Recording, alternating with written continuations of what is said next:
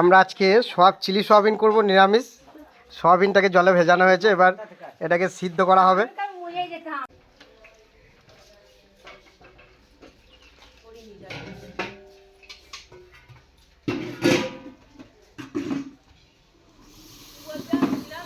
Tomato আমি এগুলোকে তুলে নিয়েছি, কিন্তু যেহেতু এগুলোতে একটু মানে গরম জল থেকে তুলে নেওয়ার পরে জল থাকে, সেহেতু এগুলোকে না একটু আমি কী করবো না, ঠান্ডা জল দিয়ে ঠান্ডা করে নিয়ে ছেঁকে নেবো। ছেঁকে নিয়ে এগুলোকে একটু টিপে জলগুলোকে বের করে দেবো। বের করে দেওয়ার পর সয়াবিনটাকে একটু ড্রাই করে নেওয়ার চেষ্টা করব। ঠিক এইভাবে জলগুলোকে আমি ঝরিয়ে নেব হাত দিয়ে দিয়ে যেমন ঝুড়িতে রেখে দিচ্ছি। ওই সোমনাথ কাকা ভালো করে চিপে চিপে ইয়েগুলো থেকে জল বের করছে। দেখি এইদিকে তাকাও, দেখি সোয়াবিনগুলো থেকে জল বের করছে। সোমনাথ জলগুলো বের না করে দিলে কি হবে, যে চিলির যে ক্রিস্পিনেস সোয়াবিনের সেটা নষ্ট হয়ে যায়। ওই জন্য আমরা জলগুলোকে একবার নিংড়ে বের করে দেওয়ার চেষ্টা করছি, তারপর এগুলোকে আবার ম্যারিনেট করা হবে। এখানে ওই যে সোয়াবিনটা সিদ্ধ করে নেওয়া হয়েছিল ওটাতে অ্যারারুট দেওয়া হলো, একটু কর্নফ্লাওয়ার দিয়েছি, আর দিয়েছি একটু আদা বাটা। এবার এটাকে ভালো করে মাখানো হবে। আপনারা চাইলে একটু লঙ্কা বাটাও দিয়ে দিতে পারেন, লঙ্কা বাটা দিলেও টেস্টটা হবে। তো সঙ্গে সঙ্গে আপনারা একটু লঙ্কা বাটা, একটু লাল লঙ্কা গুঁড়োও দিতে পারেন, কাশ্মীরি লঙ্কা গুঁড়ো, একটু নুন, এগুলো দিয়ে মিশিয়ে ভালো করে মিশিয়ে নিতে হবে। এখন মেশাচ্ছি আমরা।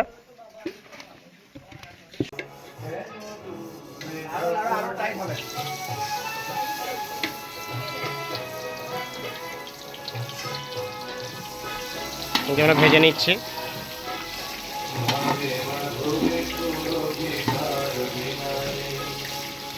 মা কাকা চলে এলো নাড়তে। আমাদের মোটামুটি ইয়েটা ভাজা হয়ে গেছে সয়াবিনটা। তো সয়াবিনটা আমরা তুলে একটা পাত্রে তুলে নিচ্ছি।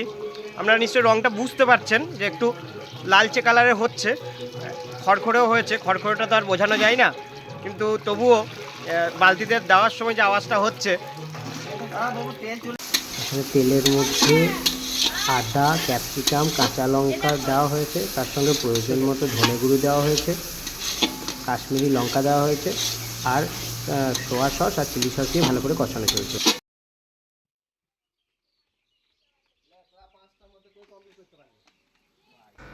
আমরা এবার প্রয়োজন মতো এখানে সসটা মিশিয়ে নিচ্ছি। এখানে সসটা যদিও গোটাটাই পেঁয়াজ রসুন ছাড়া সস, বাজারে যেগুলো পেঁয়াজ রসুন পাওয়া যায় সেই সস নয়। সঙ্গে প্রয়োজন মতো চিনি আর নুন দিয়ে দেওয়া হয়েছে। এবার ওই মশলাটার সঙ্গে এই সস আর চিনি নুনটাকে ভালো করে আর একবার নেড়ে ছেড়ে মাখিয়ে নেওয়া হচ্ছে, দেওয়া হচ্ছে।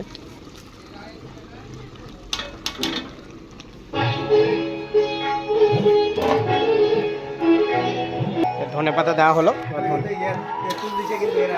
ধনেপাতা দিয়ে আমরা এটাকে ইয়ে করে নিলাম, নেড়ে ছেড়ে নিলাম। আমাদের কিন্তু সেই আগে ভেজে তুলে রাখা আছে সোয়াবিন, আওয়াজ উঠছে খড়খড় খড়খড় করে, মানে এটা ক্রিস্পি হয়ে গেছে অলরেডি। দাও না, একদম 4 ভাগের 1 ভাগ।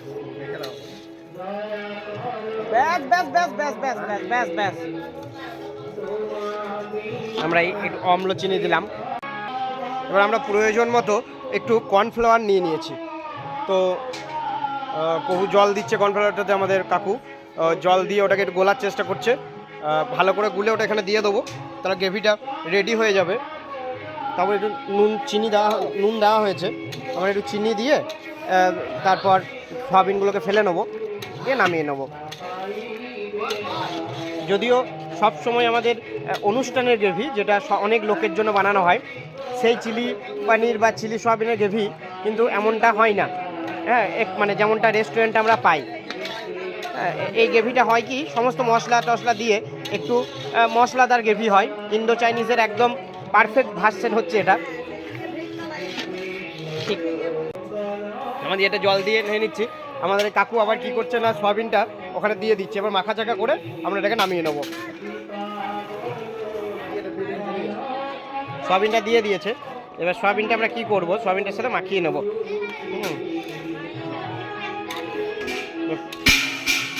চিনি দাও, চিনি চিনি চিনি আমি দিয়ে দিচ্ছি, তুমি আরও